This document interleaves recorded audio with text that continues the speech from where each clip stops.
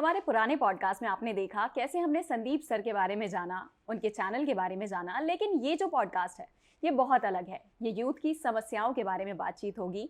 यहाँ आपको जानने मिलेगा करियर स्ट्रेस से लेकर के रिलेशनशिप का स्ट्रेस, पॉर्न एडिक्शन से लेकर के वेब सीरीज, ओटीटी प्लेटफॉर्म्स के बारे में जुड़े हर सवाल का जवाब। तो पॉडकास्ट को पूरा देखना और हमें बताना कैसा लगता है आपको ये पॉडकास्ट।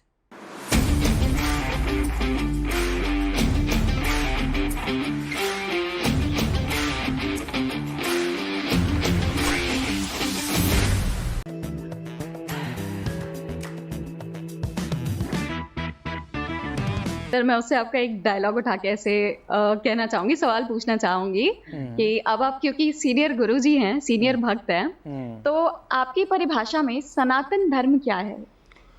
ये मैडम देखिए, जो सनातन धर्म को लेके कई लोगों ने अपना अलग अलग डिफिनेशन बना रखा है कि हिंदुज़म सनातन धर्म।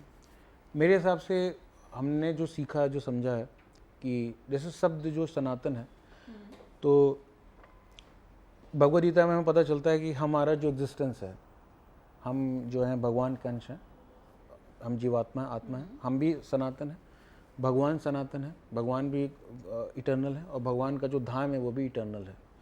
तो सनातन धर्म इन शॉर्ट अगर हम करें तो वो प्रोसेस जो एक जीवात्मा को भगवान से जोड़ता है और जिसके माध्यम, जिस प्रोसेस को फॉलो करके हम भगवान के धाम जा सकें, बैक टू गॉडहेड जा सकें, तो उस प्रोसेस को हम इन शॉर्ट कह सकते हैं सनातन धर्म कह सकते हैं, which is the eternal nature of every living entity.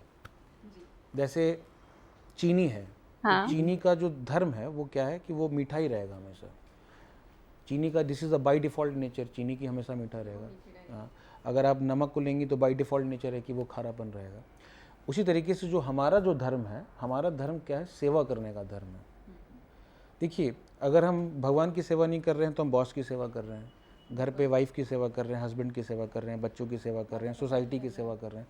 जिसके घर में कुछ नहीं है वो घर में कुत्ते बिल्लियों की सेवा कर रहा है, जानवरों की सेवा कर रहा है, बिकॉज हमारे अंदर वो सेवा करने का टेंडेंसी सबके अंदर है।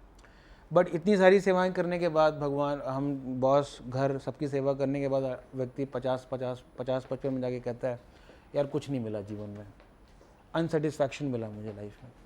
Because unless and until we serve the Lord, हमारा वो अंदर से सेटिस्फैक्शन हमें कभी नहीं मिलेगा। तो इसीलिए हमारा बेसिक धर्म यही है, सनातन धर्म, इटर्नल हमारा धर्म यही कि we are servant of Lord and we have to serve the supreme Lord and we have to go back to Godhead, भगवान के धाम वापस जाना। This is the purpose of this human form of life. तो ये जो process है ma'am, इसको हम सनातन धर्म कह सकते हैं इस तरीके से। बाकी डिफिनीशन मैडम इसके ऊपर बहुत है, कई सारे लोगों ने, बड़े एग्जॉल्टेड लोगों ने बताया, बट जैसे आपने पूछा कि मेरा अंडरस्टैंडिंग क्या है, तो मुझे तो यही सिंपल समझ में आया। सर जैसे हम धर्म की बात करें तो धर्म teaches us a way of life. ये कहा जाता है कि धर्म जीवन जीने की एक राह देता है जी। तो धर्म को हम किसी वर्ग में कैटेगराइज नहीं कर सकते हैं। जैसे वर्ग से क्या मतलब है आपका? मतलब जैसे हम धर्म अलग अलग जो बताते हैं, आपने कहा भगवान की सेवा, ठीक है, लेकिन हम धर्म को यहाँ अलग अलग धर्म में बांट देते हैं। Correct correct correct. तो क्या ये सही है? देखिए मैम, उसका पर्पस हमें समझना पड़ेगा। जैसे फॉर एग्जांपल आप कौन सा फ़ोन यूज़ करती हैं? सैमसंग, रेडमी यूज़ करती हैं, मैं सैमसंग यूज़ करता हूँ, कोई मोटरोला यूज़ करता है, कोई नोकिया यूज़ करता है। हम कभी ये लड़ाई नहीं करते हैं कि अरे आप रेडमी वाली हैं, मैं सैमसंग वाला हूँ, चलो दंगा कर देते हैं इसके ऊपर। हम कभी, because we understand the purpose कि हाँ, रेडमी का भी पर्पस है बात करना, सैमसंग का भी पर्पस है बात करना, एप्पल का भी पर्पस है बात करना। We understand the purpose. Depend ये करता है मैडम कि आपकी और मेरी बाइंग कैपेसिटी क्या है। सबकी बाइंग कैपेसिटी एप्पल की नहीं है, तो हम लोग सैमसंग लेते हैं, रेडमी लेते हैं, अपने अपने बाइंग कैपेसिटी के हिसाब से। उसी तरीके से सबका पर्पस यही है कि हमें भगवान की सेवा करनी है, बट सबका वो प्योरिटी, वो कॉन्शियसनेस नहीं है। तो इसीलिए there is a need of different categorisation कि हाँ, लोगों के प्योरिटी, लोगों के करेक्टर, लोगों के कॉन्शियसनेस के हिसाब से there are different gradations, different category. But ultimately purpose of every dharma is to serve and to develop love of God. But अगर ये हम पाथ भूल जाएं, ये पर्पस भूल जाएं, तो then there is a conflict. जैसे मुझे आपके ऑफिस आना है तो देयर मेनी वे, मेट्रो है, बाई रोड है, और घूम के भी आ सकते हैं, एक्सप्रेस वे से आ सकते हैं। तो हम रास्ता कोई भी चूज़ कर सकते हैं, बट अगर हमें पता हो कि पर्पस है कि आपके ऑफिस आना है, तो then there is no problem. तो उसी तरीके से आपको अलग अलग वर्गों में बांटना पड़ेगा, क्योंकि सबकी कैपेसिटी एक बराबर नहीं है। जैसे आपका ऑफिस है फॉर एग्जांपल, आपके ऑफिस में कुछ लोग होंगे जो एचआर ग्रुप में, आप लोग मीडिया टीम में हैं, कुछ लोग एचआर होंगे, कुछ लोग मैनेजर्स होंगे, कुछ लोग जो हैं सर्विस में होंगे, कुछ लोग जो है अलग अलग कैटेगरी में बने। सबका पर्पज़ है कि ऑफिस को कैसे ग्रो करना है, बिकॉज बट सबका नीड, इंटरेस्ट, कंसर्न, स्किल्स भी अलग अलग है। वी कैन नॉट एक्सपेक्ट कि आप जिस तरीके से मीडिया में आप काम कर रही हैं, स्किल, आपका जो स्किल सेट है वो सबका हो, बट आपको भी ऑफिस को ग्रो करने में हेल्प करना है। और जो नीचे जो झाड़ू लगा रहे हैं, जो चाय बेच सबको बना रहे हैं, उनका भी पर्पज़ है कि वो कंपनी के ग्रोथ में कंट्रीब्यूट करें। सबका अपना कंट्रीब्यूशन है। Same with different path of dharma, सबका प्रोसेस है कि हाँ, व्यक्ति की योग्यता के हिसाब से उसको भगवान के पास पहुंचाया जाए और भगवान से प्रेम विकसित करना, भगवान से जो है हम सेवा करना, ये भाव डेवलप कराना, बट प्रोसेस सबका अलग अलग है। तो there is no difference between, हम ये नहीं कह सकते कि अच्छा ये ख़राब है वो अच्छा है। It depends upon every person कि वो कितना एफर्ट कर सकता है। आप ये नहीं कह सकती हैं कि एचआर ग्रुप ख़राब है, उनका भी काम है, और एचआर ग्रुप ये नहीं कह सकता कि आप ख़राब हैं, मीडिया ग्रुप ख़राब है। सो दिन में तो लड़ाई हो जाएगी यहाँ पर। तो उसी तरीके से हम ये नहीं कह सकते कि ये धर्म खराब है वो धर्म खराब है, इसमें लड़ाई हो जाएगी। रेडमी ये नहीं कह सकता कि सैमसंग खराब है। It's depend upon buying capacity of.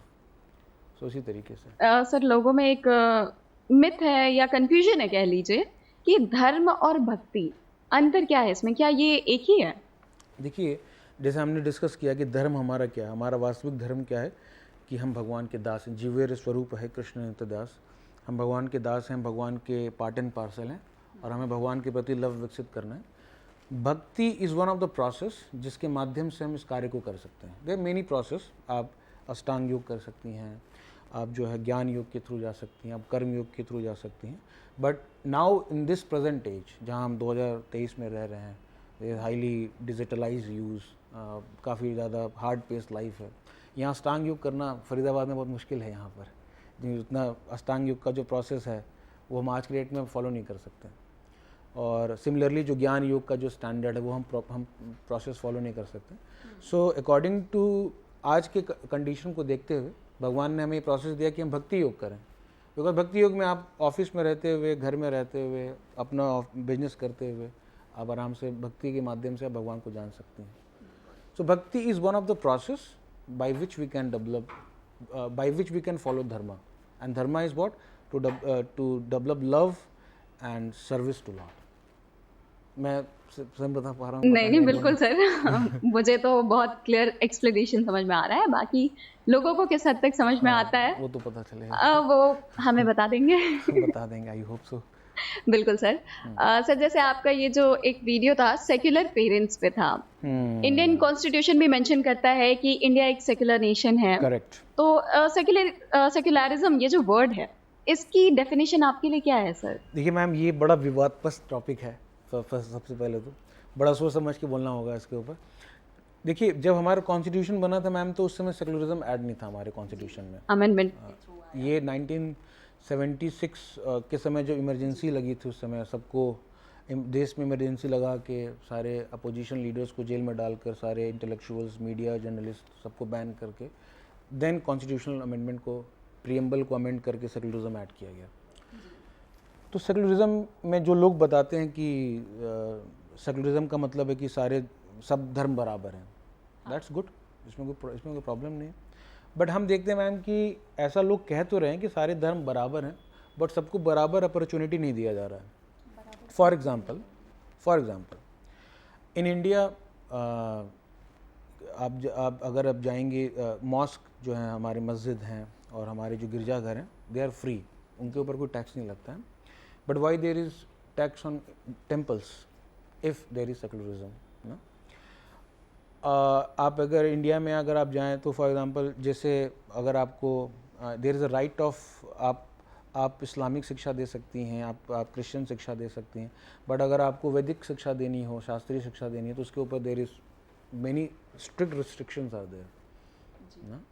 सो हम कहीं ना कहीं देखते हैं कि लोग बोलते हैं कि सेकुलर कंट्री है, बट सेकुलरिज्म की आड़ में हम कहीं देखते हैं कि एक पक्ष थोड़ा सा जो हमारा सनातन धर्म का जो पक्ष है उसको थोड़ा कमजोर है वो। कमज़ोर उसको दबाया जाता है, और उसको बाय डिफ़ॉल्ट जैसे कहते हैं ना कि हाथी के दांत दिखाने के कुछ और हैं, खाने के कुछ और हैं। तो सर ऐसा है कि जो सेक्युलरिज्म की डेफिनेशन है उसका इम्प्लीमेंटेशन प्रॉपर नहीं है फिर हमारे उसका कंट्री में। इम्प्लीमेंटेशन प्रॉपर नहीं है मैम। अगर इम्प्लीमेंटेशन प्रॉपर हो तो सबको बराबर अपॉर्चुनिटी मिलना चाहिए मैम। हम देखते हैं कि आप देखिए कितने सारे, आप अगर आप कभी स्टैट्स पढ़ें, तमिलनाडु में कितने पुराने पुराने मंदिर हैं। तिरुपति बालाजी का जो मंदिर है उसका पूरा पैसा जो है गवर्नमेंट कंट्रोल करती है। वहाँ के जो एग्जिस्टिंग टेम्पल्स, हमने एक शॉर्ट फिल्म बनाई थी द लॉस्ट टेम्पल, उसमें हमने दिखाया था जो लोकल टेम्पल्स हैं उनको सर्वाइविंग, उनकी स्थिति बहुत ख़राब है क्योंकि गवर्नमेंट सपोर्ट नहीं करती है, और जो जहाँ पे लोग आते हैं वहाँ पूरा पैसा गवर्नमेंट कंट्रोल करती है। बट मॉस्क हो चाहे चर्च हो, उनको गवर्नमेंट फंड देती है, उनके लिए हज कमेटी बनाती है, कोई दिक्कत नहीं है, we are not against it, but we are saying कि give equal opportunity to everyone. आप ऐसा नहीं कह सकते कि हाँ इनके लिए आप हज कमेटी बना रहे हैं और फैसिलिटीज़ दे रहे हैं और हमारे लिए आप कुछ नहीं कर रहे हैं, हमारे टेम्पल्स का पैसा आप चुरा रहे हैं। फिर वो जो इक्वालिटी कही जा रही है वो मिलनी चाहिए। मिलनी चाहिए, दैट्स द सिंपल पॉइंट। तो सेक्युलरिज्म कहने के लिए कुछ और है और करने के लिए कुछ और है ना। राइट टू एजुकेशन में आप देखिए, लोगों को इस्लामिक शिक्षा देनी है और क्रिश्चियन शिक्षा देनी है तो कई तरीके का गवर्नमेंट द्वारा स्कीम्स हैं, बट वैदिक शिक्षा देने के लिए ऐसा कोई स्कीम नहीं है। तो ये सारे वीक पॉइंट्स हैं, मुझे ऐसा लगता है। और भी कई weak points, but I think कि वो हम ना ही डिस्कस करना ज़्यादा अच्छा है, अदरवाइज पीपल विल से अरे आप कंट्रोवर्शियल बोल रहे हैं, ये बोल रहे हैं। नहीं सर मतलब ठीक है। सर मैंने आगे भी आना आपके पॉडकास्ट में, so we can not speak any controversy. अरे नहीं मतलब जो मुद्दा है, जो हकीकत है, वो तो हकीकत ही रहेगी sir. We have to speak the truth in a pleasant way, otherwise अगर हम भी सत्य नहीं बोलेंगे तो what is the difference between us and politician? बिल्कुल, we have to speak the truth. जी। यस सर मैंने एक वीडियो आपका देखा था, आराधना वैदिक फेस्टिवल करके था। Correct. I will like to invite you because Aradhana is a girls festival. Sir my name is Aradhana. Oh very nice, very तो- डिवोशनल नेम आराधना। जी सर एक्चुअली वो मतलब मैंने नाम देख कर के मैंने चेक किया कि है क्या इसमें। फिर आई लाइक द कॉन्सेप्ट कि जैसे फ्रीडम का डेफिनेशन आपने एक अलग एंगल से प्रेजेंट किया है। जी विमेन एम्पावरमेंट और फ्रीडम दो अलग चीजें हैं, और उन दो अलग चीजों का ऐसा कॉन्टेक्स्ट भी डिफर करता है सर कि आप फ्रीडम को कैसे देखते हैं। कुछ लोग उसका गलत इस्तेमाल भी करते हैं। करेक्ट।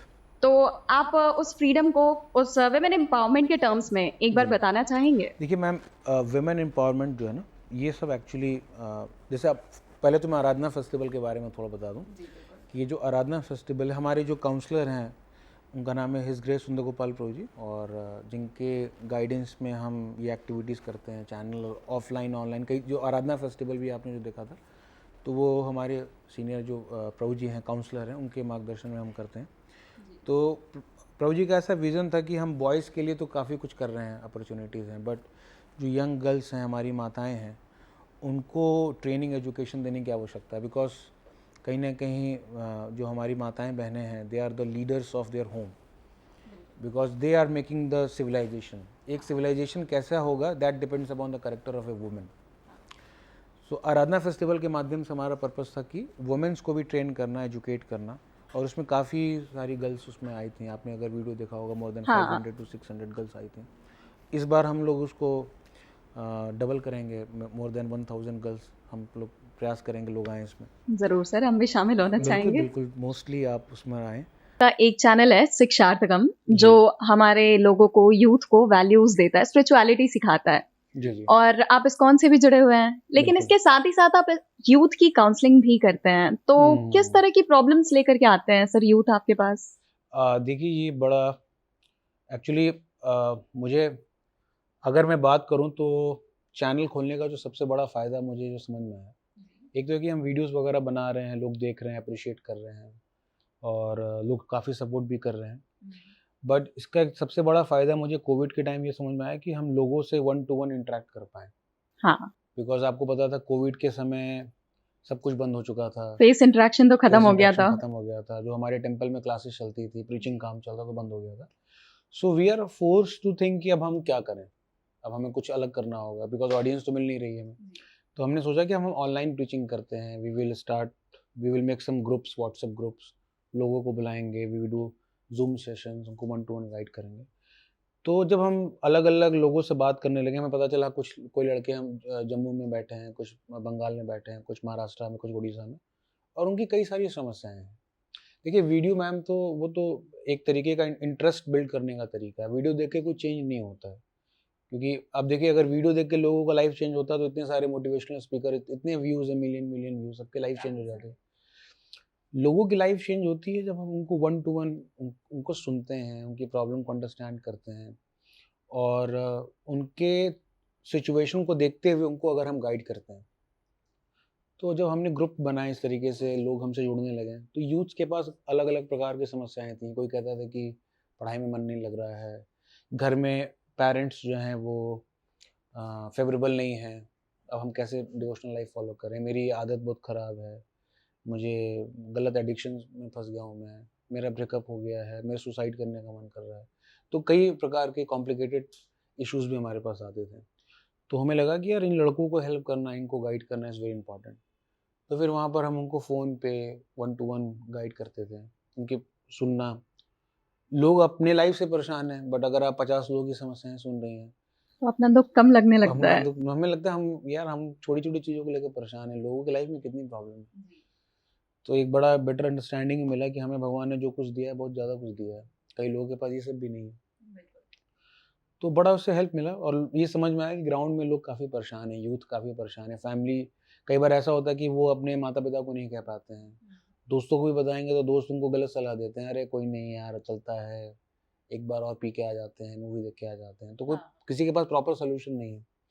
तो वो बड़ा हेल्प मिला मैम मुझे वहाँ से लोगों के साथ इंटरेक्ट करने में और अपने आप को भी ग्रो करने में, क्योंकि अगर आपको लोगों को बताना है तो आपको भी सीखना पड़ेगा। बिल्कुल। तो मेरे पर्सनल ग्रोथ के लिए भी और प्रीचिंग पॉइंट ऑफ व्यू से भी, और लोगों को कंट्रीब्यूट करके उनको उनके लाइफ में कुछ ऐड करने के लिए भी, काउंसलिंग वाला पार्ट इज़ वेरी इंपॉर्टेंट। तो सर आप इसके लिए मतलब कोई और प्लेटफॉर्म आपने चूज किया है या यूट्यूब पे ही आप अपने इस चैनल के थ्रू, या कोई और चैनल आपने ओपन किया है इस पर्पस के लिए? मैम अभी तो हमने सबसे पहले हमने जैसे शिक्षार्थकम के नाम से टेलीग्राम चैनल था हमारा, तो वहाँ पर लोग इकट्ठा होते थे, तो हम उनके लिए कुछ कंटेंट बनाते थे कि ओके हमने 5 मिनट की कुछ वीडियो बनाई आर्ट ऑफ माइंड कंट्रोल, और उसमें हमने कुछ बताया इंपॉर्टेंस माइंड कंट्रोल किया या हैबिट के इंपॉर्टेंस के ऊपर हमने कुछ बनाया, और नीचे अगर हमने अपना नंबर दे दिया कि if you want to know more about this topic और if you have any questions then feel free to call और मैसेज। तो कई लोग मैसेज करते थे, तो उन मैसेज का रिप्लाई करके फिर उनसे बात करना, फिर जो कुछ सीरियस हो गया फिर उनको अलग ग्रुप में बनाना, फिर उनके लिए कुछ कोर्स डिज़ाइन करना कि अच्छा we will level 1 level 2 level 3 level 4, उनके लिए फिर मेंटरशिप प्रोवाइड करना, पीपीटीज बनाना, कोर्सेज बनाना। तो इन सब कामों को करते थे, साथ साथ पैरेलली ये भी काम करते थे। तो इससे जो है मुझे आज बड़ा अच्छा लगता है कि जब हम देखते हैं कि काफ़ी हमारे प्रयास की वजह से, प्रभुपाद जी की कृपा की वजह से अगर किसी का लाइफ थोड़ा चेंज हो पाता है तो इट्स फील वर्दी कि हम कुछ कर पा रहे हैं सोसाइटी में। सर अभी तक तो आई फेल्ट कि आप वर्बली लोगों को काउंसिल करते होगे, बट अभी जैसे आपने बताया कि नहीं लेवल 1 लेवल 2 तो चीजें काफी टेक्निकली डील की जाती हैं आपके थ्रू। करेक्ट। तो बिकॉज आप काउंसलिंग जो है it's very tough and very sensitive, because it's सामने वाले व्यक्ति का लाइफ बिगड़ भी सकता है और सुधर भी सकता है, हमारे विम्सिकल। तो इसीलिए we take help of seniors, हमारे जो सीनियर डिवोटीज हैं, काउंसलर्स हैं जो कई सालों से प्रीचिंग कर रहे हैं, तो एक्चुअली वही हमें गाइड करते हैं, दे में कि आप इस तरीके का प्रोग्राम करो, आप ये बुक्स उनको पढ़ाओ, इस तरीके से उनको मेडिटेशन कराओ, उनका कैंप्स ऑर्गेनाइज कराओ, वर्चुअल कैंप कराओ, देयर मेनी थिंग्स कई लोग जो कर रहे हैं। तो उस तरीके से करके हम यूथ्स को फिर ट्रेन करने लगे और काफ़ी अच्छा रिस्पॉन्स आया। तो स्टूडेंट्स के लिए मैंने 2 फोरम्स बनाए, एक स्टूडेंट्स के लिए मैंने बनाया विद्यार्थी सभा, जिसमें जो स्टूडेंट जो पढ़ नहीं पाते थे या जिनको डिसिप्लिन नहीं थे, डिस्ट्रैक्शन होता था, तो उनको हमने पढ़ने के लिए ग्रुप बनाया कि आप यहाँ सेल्फ स्टडी करिए, मेडिटेशन करिए और स्पिरिचुअलिटी प्रैक्टिस करिए। और एक ग्रुप मैंने बनाया Sankarshan Sabha, Sankarshan is the name of lord Balram. तो उसमें उनको हम हैबिट रिलेटेड गाइडेंस देते थे, कई लोग की हैबिट्स ख़राब हो जाती थी, एडिक्शंस में फंस जाते थे, तो उनको उन एडिक्शन से कैसे निकलना है, तो संकर्षण सभा हमने उसके लिए बनाया। तो 2 फोरम हमने बनाए, और अभी रिसेंटली मैंने देखा कि यूट्यूब वगैरह पे मैंने अभी अपना एक नया चैनल भी बनाया अपना पर्सनल, उसका नाम है डिटॉक्स विद संदीप। तो उसमें कई जो यूथ्स हैं जिनको एडिक्शंस हैं, सोशल मीडिया एडिक्शन है, इस तरह की चीज़ें हैं, तो मैं काफ़ी समय से इसके ऊपर काम कर रहा हूँ कोविड के समय से। तो मुझे लगा कि अब मुझे now I should go to online platform also, तो इसलिए मैंने नया चैनल भी बनाया, अभी रिसेंटली मैंने इसी महीने ओपन किया। तो उसका पर्पज़ यही है कि सोसाइटी में जो लोग एडिक्टेड हो गए हैं, कई प्रकार के एडिक्शन से फंसे हुए हैं, तो उनको हेल्प करना ग्राउंड पे जाके, तो ये विज़न है हमारा इस तरीके आई होप कि आपका चैनल लोगों तक पहुंच पाए जिन्हें एक्चुअली जरूरत है किसी सपोर्ट की। करेक्ट। मैंने इसके लिए अभी एक कोर्स भी लॉन्च, खुद भी सीख रहा हूँ, master in social work and counselling. तो मैं उसके लिए भी मैं अभी डिग्री पढ़ाई कर रहा हूँ, काउंसलिंग की पढ़ाई भी कर रहा हूँ, ताकि एक अच्छे तरीके से हम, बिकॉज काउंसलिंग में we need some professionalism, because हम हवा में नहीं कर सकते, कुछ भी बात नहीं कर सकते, तो काउंसलिंग करना कैसे, उसके लिए भी मैं अभी पढ़ाई कर रहा हूँ। एंड आई होप कि ये कोर्स पूरा होने के बाद और अच्छे तरीके से हम सोसाइटी को कुछ हेल्प कर पाएँ, यूथ को हेल्प कर पाएँ। आई होप सर उनकी प्रॉब्लम्स रिजॉल्व हो पाए, दे एक्चुअली नीड समथिंग, क्योंकि आफ्टर कोविड लोगों में मेंटल इश्यूज बहुत ज्यादा हो गए हैं। It's not just youth, even old age people में भी लोनलीनेस जैसे ऐसे बहुत सारे फैक्टर्स हैं जो उन्हें मेंटल स्ट्रेस बढ़ा रहे हैं। बिल्कुल लोनलीनेस के ऊपर मैम अगर आप यूके में जाएं, जापान में जाएं, तो वहाँ लोनलीनेस मिनिस्ट्री बनाई गई है, बिकॉज वहाँ लोग इतने अकेला फील कर रहे हैं। एंड इंडिया में also loneliness in upcoming time it's the biggest problem, because families अब जॉइंट रही नहीं, लोग स्प्लिट हो गए हैं, न्यूक्लियर फैमिली का कॉन्सेप्ट, सब लोग, husband is busy on his on phone, wife is busy on his on phone, तो सब लोग अकेले रह रहे हैं, कोई शेयर करने वाला नहीं। बाद जैसे आप बात कर रहे हैं, हम लोग डिस्कस कर रहे हैं, ये बहुत रेयर हो गया आज की डेट में। एंड सर पहले तक ये था ना कि कम्युनिटीज आपस में मिलती थी, बैठती थी, बातें करती थी, बट हाँ अब ये है कि जो ऑनलाइन मीटिंग्स, ऑनलाइन फ्रेंडशिप्स हैं, वो शायद बहुत वर्थ इट नहीं है मेंटल हैप्पीनेस की बात करूँ तो। आप ज़्यादा जूम मीटिंग करें, गूगल मीट करें, तो आपको भी बड़ा डिस्टर्बेंस, एजिटेशन लगेगा, अरे यार बहुत मीटिंग हो गया। So we need people, we need personal guide, 1-to-1 guidance. तो अभी जैसे मैं अकेले कर रहा हूँ, तो मेरे पास 60 to 70 स्टूडेंट्स हैं अलग अलग जगह से, बट ग्रेजुअली मेरा काम है कि मेरा ऐसा विज़न है कि इनमें से कुछ हम लोगों को ट्रेन करें जो अपने अंडर और लोगों को हेल्प करें, बिकॉज अकेले आप इतने लोगों को गाइड नहीं कर सकते। बिल्कुल, तो एक चेन फॉर्म करना चाह रहे हैं आप। आई नीड कि मैं सोच रहा हूँ कि ऑनलाइन एक ऐसा कम्युनिटी बनाए जिसमें हम लीडर्स को क्रिएट करें, वो लीडर्स अलग अलग लोगों को फैसिलिटेट करें। बिल्कुल, तो इस तरीके से हम सोसाइटी में 1-to-1 करके कुछ स्प्रेड करें, और ताकि लोगों को प्रैक्टिकल ग्राउंड पे हम हेल्प कर सकें, क्योंकि वीडियो से मैडम लोग इंटरेस्टेड होते हैं, बट इफेक्ट हम ही देखिए कहाँ चेंज हो पाए, अभी कई आदतें हम चेंज नहीं कर पाए अपने आप, बहुत मुश्किल है चेंज करना, चेंज कर पाना। सिर्फ नॉलेज से भी नहीं होगा, कि नॉलेज है सबके पास कि सिगरेट नहीं पीना चाहिए, इंसान को पता है कि वो गलत है फिर भी गलत करता है। तो नॉलेज के साथ साथ हमें उनको सपोर्ट सिस्टम देना पड़ेगा, उनको एक प्रॉपर एम्बियंस देना पड़ेगा, तो फिर व्यक्ति धीरे धीरे चेंज होगा। तो वही हम डिस्कस कर रहे थे कि ऑनलाइन कई लोग बड़ी बड़ी बातें कर रहे हैं, और कई लोगों को लग रहा है ऑनलाइन बहुत कुछ हो रहा है, दैट्स गुड, बातें हो रही हैं, बट ग्राउंड पे काम करना बहुत ज़रूरी है। ग्राउंड पे लोगों से 1-to-1 बात करना, 1-to-1 उनको डील करना। इसीलिए हमारे इस्कॉन में आप देखेंगे कि कई जो प्रीचर्स हैं अलग अलग जगहों पे जाते हैं, अलग अलग स्टेट्स में जाते हैं, वहाँ कॉलेजेस के पास सेंटर खोलते हैं, वहाँ प्रोग्राम में बुलाते हैं। वी आर गिविंग, आप सोचिए एक व्यक्ति को हम अपना कितना समय दे रहे हैं। ऑन एन एवरेज मैम, अगर मैं बात करूँ तो सैटरडे संडे में करीब 2-3 घंटे 2 क्लासेस लेता हूँ मैम, और पर डे अगर मैं बात करूँ तो मैं 3 से 4 घंटा मुझे एक ऑन एन एवरेज बता रहा हूँ कि मुझे फ़ोन पे बात करना होता है। तो वीकली बेसिस पे देखा जाए तो मैं 35-40 घंटे सिर्फ लोगों को, दूसरे लोगों को टाइम दे रहा हूँ for their life, for their sake. और हम इसलिए कर रहे हैं क्योंकि हमें भी किसी ने दिया है, हमें भी किसी ने मदद किया है, और हम और इसको in this process we are also grown up, हमें भी फ़ायदा मिल रहा है, और हमें भी लग रहा है वर्थ इट। नहीं तो लोग अपने लिए तो हर व्यक्ति कमाता है, बट दूसरों के लिए बहुत कम लोग करते हैं। तो हमारे इंस्पिरेशन, हमारे रोल मॉडल्स, हमारे आचार्याज हैं, हमारे सीनियर्स हैं, तो उनको देखकर हमें भी इंस्पिरेशन मिलता है, तो वी आर डूइंग इट। तो सर जैसे अब तक जितने केसेस आपके पास आए, 60-70 बच्चे आपके पास हैं, आप कह रहे हैं जी, उनमें सबसे ज्यादा चैलेंजिंग आपके लिए क्या रहा? अगर आप मतलब वो स्टोरी अगर शेयर करना पॉसिबल हो तो। या कई बार मैम, मैं पर्सनली नाम तो नहीं बताऊंगा, बट कई केसेस ऐसे हैं कि कोई लड़का बता रहा है कि मेरे फादर का एक्स्ट्रा मैरिटल अफेयर चल रहा है, या मेरी मदर को घर में मेरा भाई मारता है, कोई बता रहा है कि मेरे साथ बचपन में मेरे साथ सेक्सुअल एक्सप्लॉयटेशन हुआ है। लोग, people are revealing these things and it is very tough. आप क्या उनको बताएंगे, उनके फादर का एक्स्ट्रा मैरिटल अफेयर चल रहा है, एंड वो अभी स्टूडेंट है, उसके पास फ्रीडम भी नहीं है, उसको रहना घर पे ही है। सो एट दैट टाइम अगर आप उसको कुछ whimsical जोश में कुछ बता भी दें तो उसका लाइफ खराब हो सकता है पूरी तरीके से। So that is very tough. कोई अगर आपको बता रहा है कि मेरे बचपन में मेरे जो कज़न ब्रदर हैं उन्होंने मेरा एक्सप्लॉयटेशन किया है, मेरे सेक्सुअली असॉल्ट किया है मुझे, तो उसके लिए पहली बात तो लोग इतना ट्रस्ट करके आपको बता रहे हैं, ये कहीं ना कहीं डार्क हिडन सीक्रेट्स हैं जो हर किसी से वो शेयर भी ना कर पाए। क्योंकि वो लोग अगर शेयर करेंगे तो लोग उनको खुद ही एक्सप्लॉइट कर लेंगे। हाँ, तो अगर कोई रिवील कर रहा है इस वेरी, हमें बड़ा सोच के लगता है यार ये भी हो रहा है, तो उस सिचुएशन में उनको प्रैक्टिकली हेल्प कर पाना इज़ वेरी टफ। क्योंकि आप वो व्यक्ति आपके सामने नहीं है, वो व्यक्ति वर्चुअली, और आप उसके घर को जानते नहीं है कि कहाँ रहता है, उसकी कंडीशन क्या है, आपके हाथ में उसका कंट्रोल नहीं है। तो उसको आपको फ़ोन पे ही बताना है या ऑनलाइन मीटिंग करके बताना है, और उसको हेल्प भी मिलना चाहिए।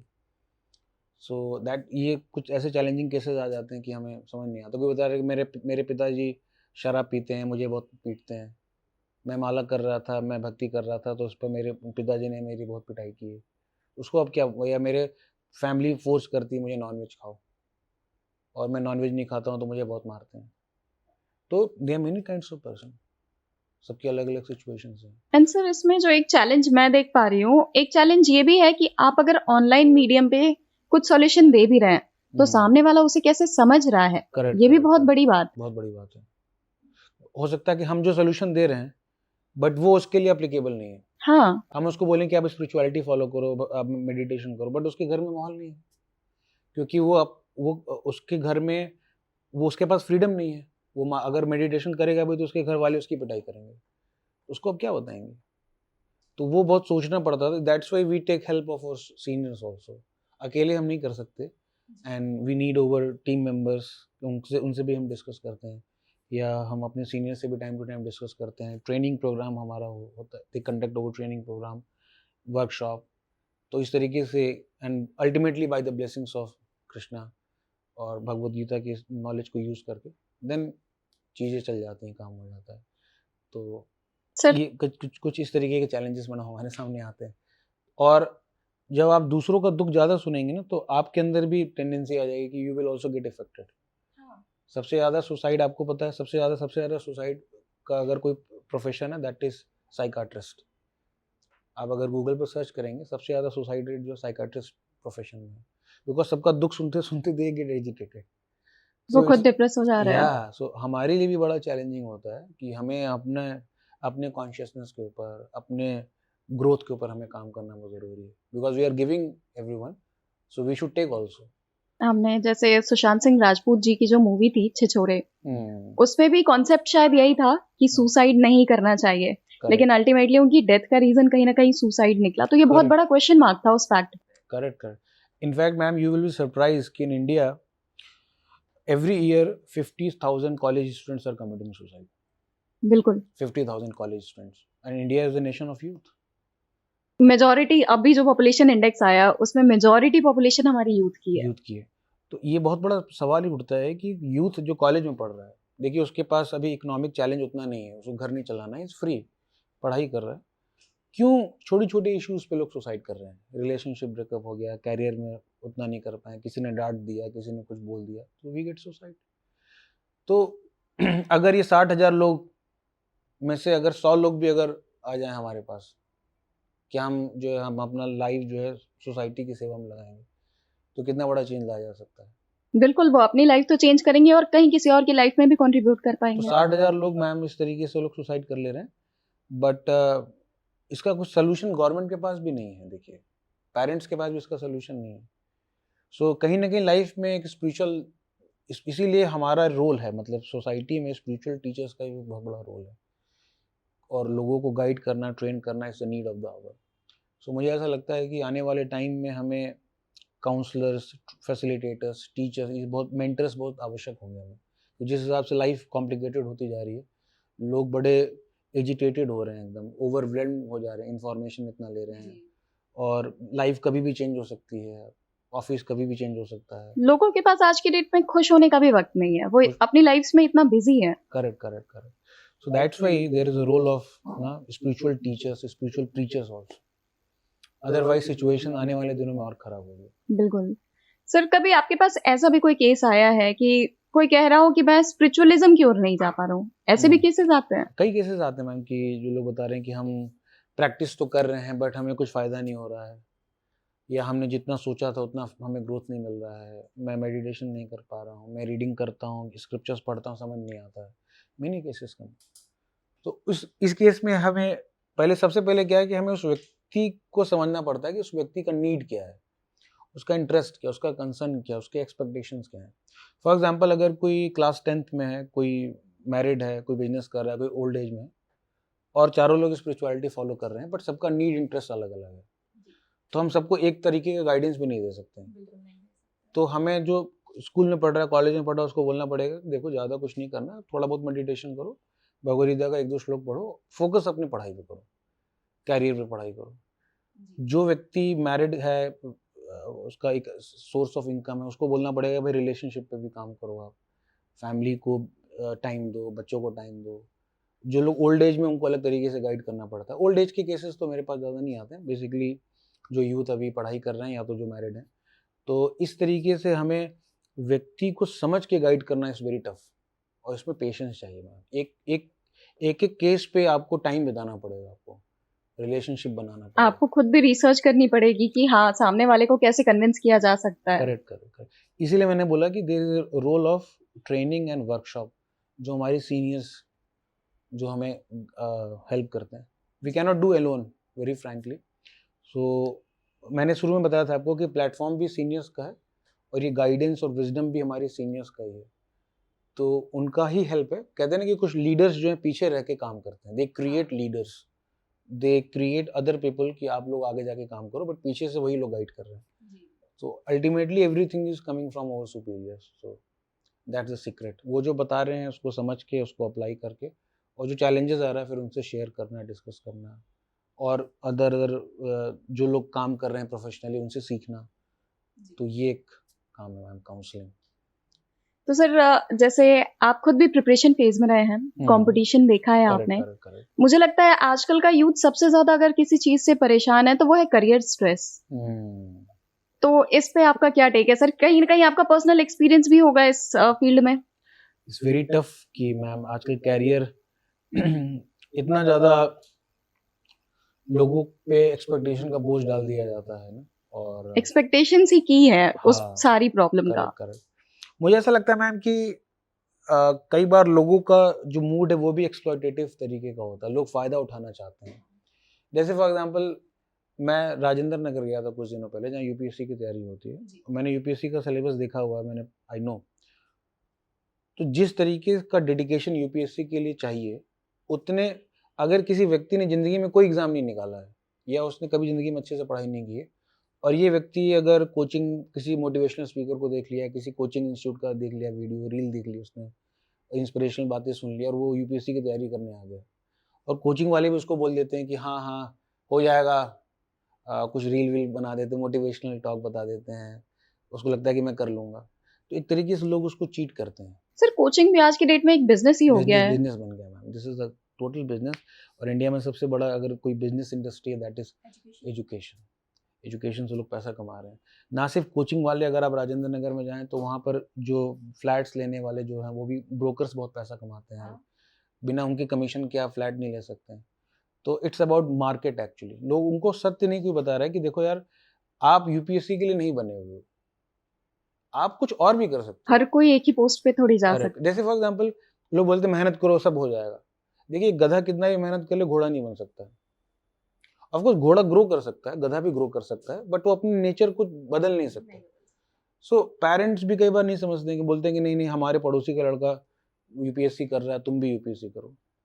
तो जैसे आज का एजुकेशन सिस्टम कंपटीशन ऐसा है कि अगर पेड़ है और कंपटीशन है कि पेड़ पर चढ़ना है आपको, और कौन कौन चढ़ने वाले हैं, तो उसमें बिल्ली भी है, कुत्ता भी है, बंदर भी है, हाथी भी है, और शेर भी है। और सबको बोला जा रहा है कि जो पेड़ पे चढ़ रहा है, जो चढ़ जाएगा वही सिकंदर है।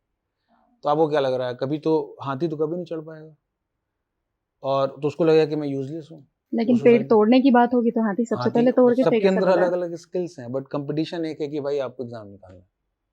तो ये एक बड़ा माइंडसेट जो लोगों का चेंज करना पड़ेगा कि भाई आपको देखना पड़ेगा कि that is a role of a parent. उनको आप देखिए विराट कोहली का अगर आप इंटरव्यू सुने या जो भी सक्सेसफुल लोग हैं उनको पता चल गया था कि हाँ मैं 8 साल का था तो मुझे पता चल गया था कि मेरे अंदर क्रिकेट है। आप लता मंगेशकर जी का इंटरव्यू सुनिए, वो बताएंगे कि मैं छोटी क्लास में थी तभी मुझे पता चल गया था कि I have to go in singing field. तो पेरेंट की जिम्मेदारी है कि वो अपने बच्चे को उसके साइकोफिजिकल नेचर को पहचाने और उसको उस हिसाब की ट्रेनिंग दें। हाँ बिल्कुल। आर्ट ऑफ पेरेंटिंग भी आज की डेट में नहीं है। पेरेंट्स लोग बन तो जाते हैं बट पेरेंट वाली क्वालिटीज नहीं आती लोगों के अंदर। शायद अब उन्हें वो भी सिखाने की जरूरत है। जरूरत है और लोग सीख आजकल parenting is also very important. Parenting is very important need of the current society. So इसीलिए आपने पूछा कि लोग क्यों परेशान है कॉम्पिटिटिव एग्जाम में, क्योंकि लोगों को, स्टूडेंट्स को कोई सत्य नहीं बता रहा है। सब लोग उनको बस ऐसे रील बना दे रहे हैं, बंदे यार डरना ना बंदे इस तरीके से लोग बता दे रहे हैं। उसको लग रहा है कि हाँ मैं भी कर लूंगा, बट वो नहीं कर पाएगा क्योंकि उसके अंदर वो पोटेंशियल नहीं है, वो किसी और चीज़ के लिए बना हुआ है। तो यूपीएससी जो कोचिंग करा रहे हैं उनको ये बोलना चाहिए कि ठीक है, हम यूपीएससी कोचिंग में एडमिशन उनको देंगे जो आईएएस तरीके का एग्जाम क्वालिफाई करके आएंगे, उनको ही हम कोचिंग देंगे। अगर यूपीएससी कोचिंग इतना कर दें कि हम यूपीएससी के लेवल का मैच करता हुआ एक हमारा एग्जाम, हमारे कोचिंग का एंट्रेंस एग्जाम है, आप ये एग्जाम दो, कम से कम कुछ क्वालिफिकेशन तो हो आपके अंदर कि आपने कुछ भी नहीं किया और हम आपको यूपीएससी में 1 साल में कैसे बना देंगे। बट ये कोचिंग वाले नहीं करेंगे। कोचिंग वाले बोलेंगे आ जाओ तुम भी आ जाओ, तुम भी कर सकते हो, तुम भी कर सकते हो, तुम भी कर सकते हो, and they run their business. Parents और teachers, everyone is exploiting them. Even sir human nature है कि जब तक आपको 1-2 अटेम्प्ट्स में खुद में ये रियलाइजेशन होना चाहिए कि ये आपकी कैपेसिटी है या नहीं है। करेक्ट। वो जजमेंट आपका खुद का होना चाहिए। बिल्कुल। अगर आप वो जजमेंट नहीं कर पा रहे हो तो फिर आप लैग कर रहे हो। बिल्कुल बिल्कुल मैम। इसलिए भगवद गीता में Krishna ji speaking about your nature, identify your nature. If your nature is different thing और we are doing some different thing, so कभी रिजल्ट नहीं आएगा मैम। बिल्कुल, और आपको खुद से ज्यादा कोई और जान ही नहीं सकता। खुद से ज्यादा जान नहीं सकता। हमें एक व्यक्ति चाहिए हमारे लाइफ में, हमारे पेरेंट्स या हमारे टीचर्स या हमारे मेंटर, जो हमें बता सके कि हु वी आर। और ये काम हमारे एल्डर्स ही हमें बताएं तो ज़्यादा अच्छा है, क्योंकि वो हमें बचपन से ग्रो होते देखते आ रहे हैं। तो आप देखिए छोटे बच्चों को देखकर आपको समझ में आ जाएगा, उनको आप उनके साथ रहिए 5-6 दिन तो आपको समझ में आ जाएगा, अच्छा ये बड़ा ही क्रिएटिव है, ये बड़ा मैकेनिकल टाइप का है, ये बड़ा पढ़ाकू टाइप का है। तो आपको समझ में आ जाएगा अच्छा ये बच्चा है, अगर इसको हम इस तरीके के फील्ड में डालेंगे। कई तरीके के कोर्सेज हैं आज के डेट में जिससे आप नेचर पता कर सकते हैं। तो हम नेचर आइडेंटिफाई करके अगर उसको उस फील्ड में अगर हम ग्रो कराएं तो ज़्यादा अच्छा कर सकते हैं। दैट इज़ वर्णाश्रम सिस्टम, गुण कर्म विभागश। तो that is missing, that's why there is so many frustration और problems in society. Sir youth के पास सिर्फ करियर नहीं, करियर में सक्सेस को अचीव करने में भी बहुत सारी बाधाएं हैं। जैसे उनकी प्रायोरिटीज कहीं ना कहीं बदल जाती हैं। हम देखते हैं हमारा आज का यूथ, चाहे वेस्टर्न इन्फ्लुएंस कहिए या सोशल मीडिया का इन्फ्लुएंस कहिए, कि रिलेशनशिप उनकी प्रायोरिटी बन जाती है। आई वुड से कि डेफिनेटली रिलेशनशिप आपको बहुत कुछ प्रोवाइड करता है, कहीं ना कहीं इमोशनल स्टेबिलिटी देता है, सपोर्ट सिस्टम बनता है। लेकिन कोई भी चीज में आप अगर जरूरत से ज्यादा एंगेज होंगे और प्रायोरिटाइज नहीं कर पाएंगे चीजों को, तो वो आपके लिए डिफिकल्टी बनेंगी। करेक्ट। तो इस पे आप क्या कहना चाहेंगे sir? Relationship is good, very important. इसके साथ हमें थोड़ा सा ऐड करना पड़ेगा कि जैसे कोई कॉलेज का लड़का है, तो जैसे आपने एक वर्ड बोला ना कि प्रायोरिटाइज करना, जी, उसको समझ में आना चाहिए कि रिलेशनशिप भाई मेरे लिए जरूरी है, मुझे लग रहा है, बट रिलेशनशिप से भी ज्यादा जरूरी है कि मैं भी अपने करियर में ग्रो कर जाऊं। बिकॉज अगर मैं कॉलेज वाला टाइम मैंने लैग कर दिया तो फिर बाद में मैं नहीं कुछ कर पाऊंगा। तो अगर वो रिलेशनशिप में है भी तो उसको कुछ रेगुलेशन लाना चाहिए कि भाई मैं 1 घंटे ही हम रिलेशनशिप पर टाइम देंगे, बाकी हम 8 घंटे पढ़ाई करेंगे, बिकॉज अभी ये जरूरी है। वो डिसिप्लिन आना चाहिए उनमें। वो डिसिप्लिन भी नहीं है ना मैडम लोगों के अंदर। वो डिसिप्लिन होनी चाहिए, बट आएगा कैसे discipline? Discipline will come by sense control. आपको रेगुलेशन लाना होगा, आपको अपने इंद्रियों को संयम करना होगा, माइंड को कंट्रोल करना होगा। उसका प्रोसेस नहीं लोग बस सारी चीजें तो मैं बता रही हूँ, खुल के एंजॉय करो, खुल के काम करो, खुल के काम करो। रेगुलेशन कोई नहीं सिखा रहा है, बट स्पिरिचुअल पाथ हमें ये सिखाता है कि लाइफ में संयम का होना जरूरी है, लेकिन रिलेशनशिप को मना नहीं किया गया है। इसलिए बताया गया है गुरुकुल सिस्टम इज दैट कि आप 25 साल तक आप गुरु के मार्गदर्शन में रह के आप ये फॉलो सेलिब्रेसी, ब्रह्मचर्य का पालन करिए, नॉलेज लीजिए, अपने आप को ग्रो करिए।